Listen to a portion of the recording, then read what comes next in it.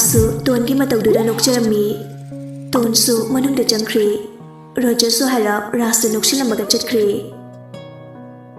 तोनदी इकायबना लोरी अस आइदी पाबम उबा ngamlaroi antokna tandawrida pungsu thengsilakpaduda ton ikai-ikaina mapi maro loisilaga chakri makhagi kitchen yaubaga atai nupi mayamduna thengida tonna iche sawyade ngasidi pabungsu yauraga pune chakjai rogergi mama babaga adugi khara thengdokri nupi aduna ngasigi list manager na piramabani order tawpa yam-yambani haunaba tawrsi hoi che sangom sanase hana thongo masi ngasigi order khara yambani ton ngihaktang aduda sangom sana haibaduda jacob niksingla e nupi aduna ton na ha yani se asumna mayamduna sem saraga thamliba mathoi likoi singdu tona thongthakpa hori pungkhai muk leraga roger la e ma lakpa ubada ton isha hori sir order syam yami abim slakti khanglini kaidau lege roger monghadana chipse namoragera pamli bane isu promotion do aduga sardona haijadriye worrying am chi as sir thabak yam makasida karan danarise roger nokmi masu list to yinglaga mathang tawba thongba thakpa hori ngihak leraga abem du changla e madi hanagum kaisu khangjada bisarga hai myam khre thingdokre warau yadego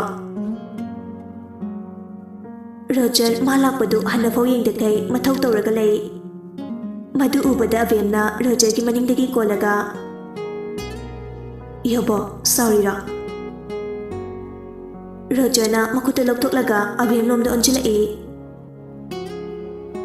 thengiladi nathaudo susuto romance ki matam nate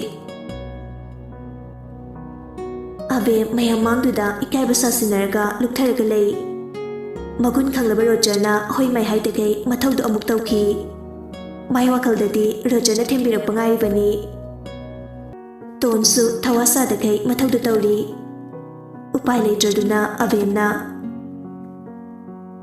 dharos yambungi apartment gi sopiyo roger na koigino aigi pochai phiro loruge ojumo lodri atraba ai ngasidagi toge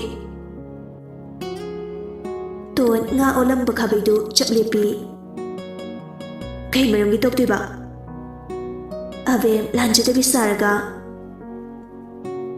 asumna darusna ai bu chayra pase pukning yamna nungshi hanadi asumna chaydabani haujikti aina su thajaduna isa baushina khrabani aduga lai thoropagi mong toropase ai yam nungaiti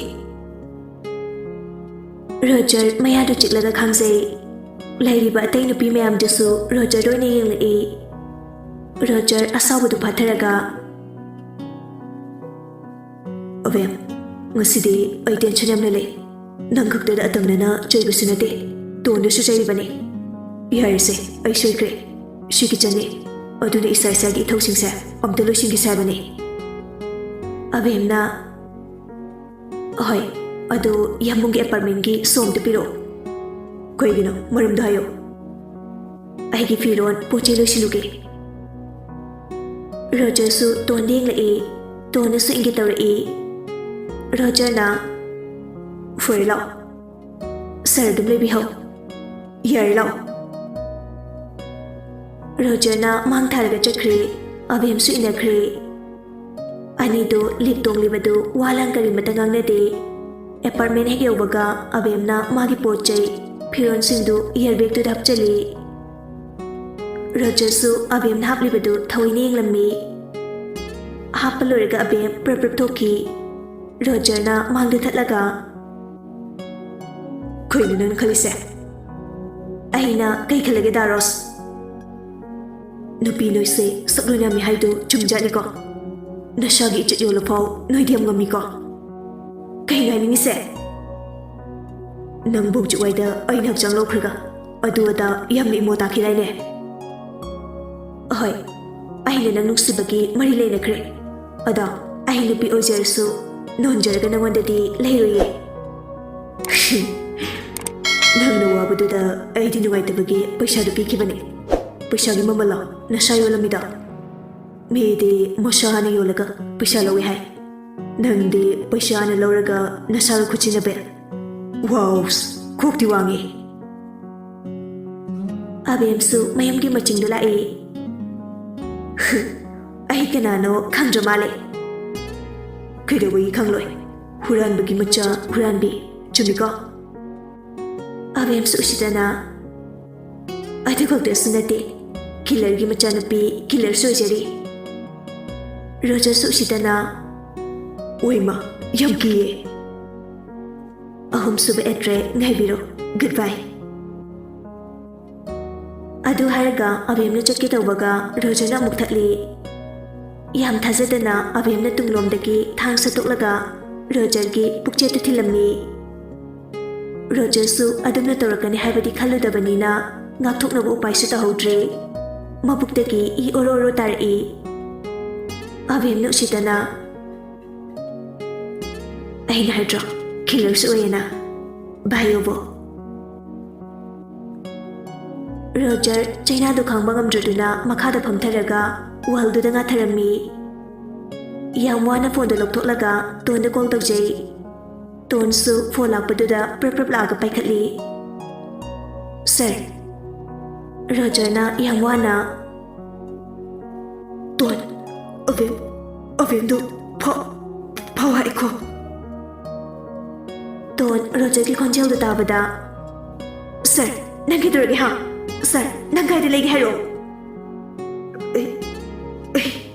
Jiko. Adu haraga Roger do kari mata hara kidri.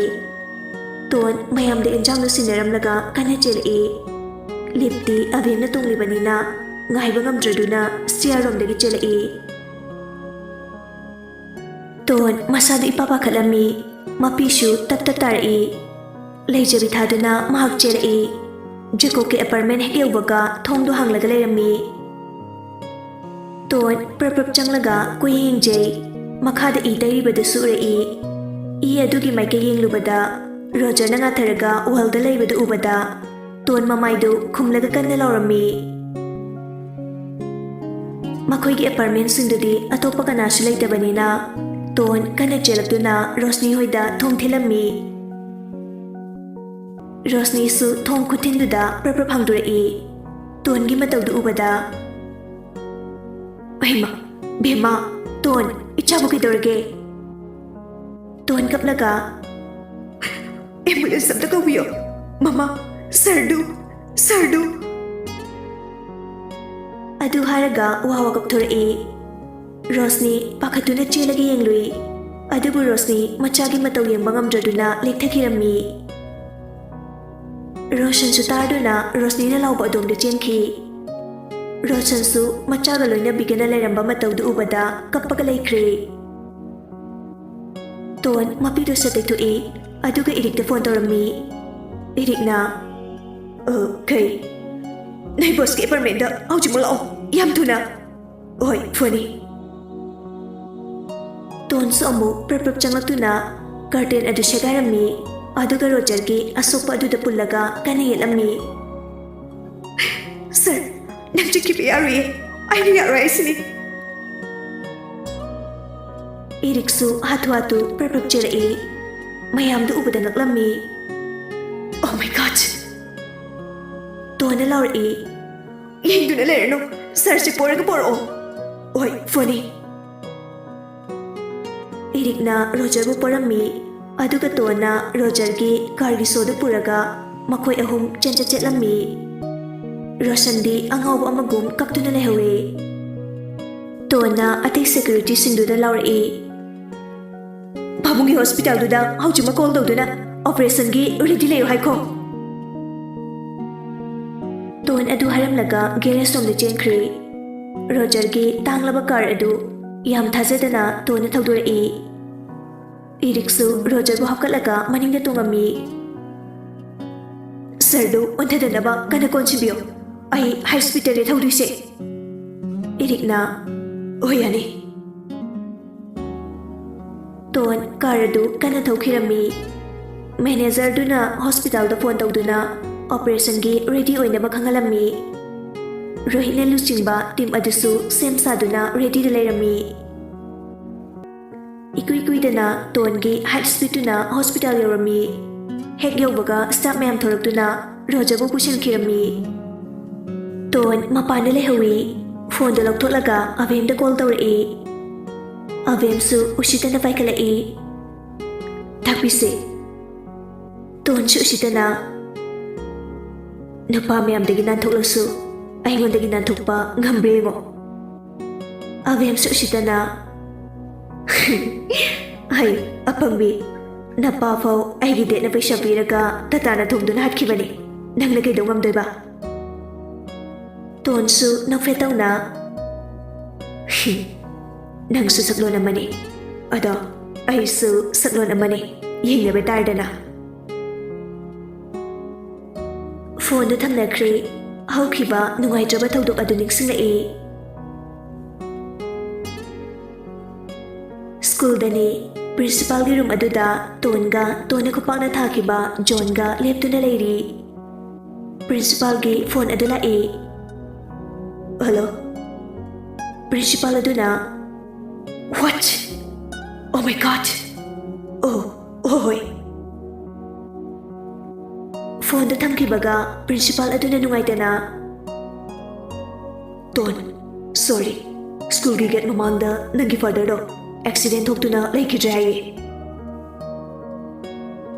Paudu tabada Ton masada thaktak niklai. Kadudagi kaptuna kana chenkirami. Chensena. Baba, ai lai baba. Mapanda mi mayam sa umjinduna leirami. Ton angawbi amagum mapagi asiba hakchangdu kolaga kapami. Baba, nang chikiluo. Baba, nang chikiluo. Ay kaba kanaraga lehugdayno. Police mayam na driver adu buparaga pukhinaba honarami. Maramdi mayam changdana driver adu soidana hatlani khangbagini. Nupa amana laurai. Sir, driver adu pukhino. Mana thawina atamna hatpane. SP aduna. Mayam, amta tapthabiko. Soiba haibase tamba ngamba nate. Nupa aduna fingalai. Atayna udrasu aina uhoribane. Tonsu nupa adugi wahayituda driver aduda muning jerami. Driver ado masak fajana khanglami. Ton kapna driver adugi manakta changduna. Kaka na thoina ahalira aigi baba se. Driver do ipapa katna. Nati chagum dabi. Aini soibani. Thoina hatpa nate. Mari soiba already. Aini ngakpiragi. Adu kakana soibani harabani na. Babagi laikat badi lakpiu ko. Nupa adusu mayamgi mangduda tokshinaraga kapshinari. Icha, kaka soidana laki. Kaka, nangbu kaidino. Nupa adusu mayamna jingyadana bahaydana aseng address adu harami. Tona address adu shuchimpapurami. Khara leiraga Ton mama pukhoida leirugi haraga chakhirami. Aduga wafam adu mabung jeka loina share tawrami. Jacksu matamduda Marcos ti oidribani Air Force da leibani. Adubu achumbadumaktadi khangdoklage khalaga makoi anina nupa adugi lekaida toina laktuna nupa adugi maramda khangdoknaba honarami. Kona thangda tanjayanglaga makoi anina marks uplaga nupa adugi mayumda direct changduna nongoi namlami. Nongmai adusu Rocky gi license galni. Upai leitabadagi nupa adusu aseng bhaidoklami. Nupa aduna hairapagi matung ina thigatlubada Ratan gi masa khanglammi. Ton madu ubada kapai. Jack na Kidurge Hana khangno nupase. Ton mangakto nomjay. Jack na Kunano Ekhay babaga Thai na pakhang oringita Tinarap ang marap ni Photo da khang mani Maming su Ratan Chak mani Kay ginumana Ekhay bababu hatli ba Oduri photo da Migya yawge Makoy marini Amadi hausik hauje GCP oido na layi bani Amadi khangde Fore Noida chatlorsi Odaga photo du ay siyenge Ahoy Ton hoy da laktuna mapagi thainagi photo singdu makhoi ani ne yenglammi photo aduda R4 haina tharammi aduga maningda Ratan Ras Ranbir Roshan haina amuk tharaga lerammi kok laikhraba jekni makhoi hum manaraga mam hatlira natraga nupasina makhoi hum shishu hatpra haido yengkise Aidase Maram amadi soidina lermgani Aikoi warsuwana ngaiba tarbani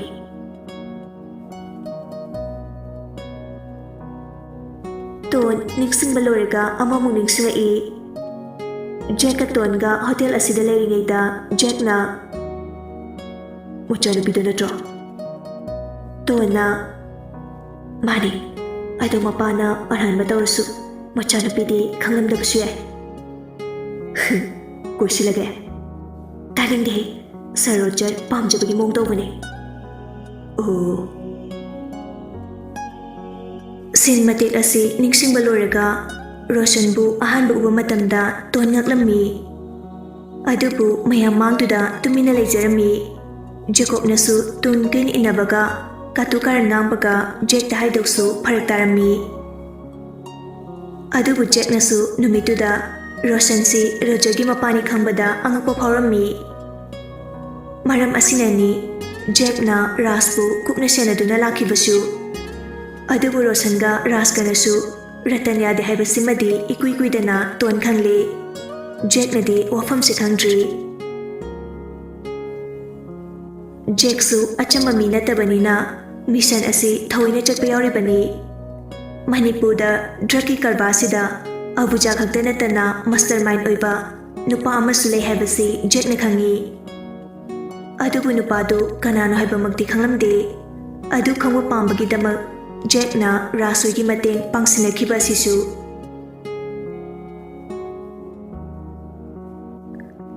Tona leptuna leibadugi manakta irik jangai Miss Ton khangna kamdore Gyan budi laktri operation loikre doctor nadi kashi tawro hai Ton sorsan hondok jai irikna unaba yakiro hai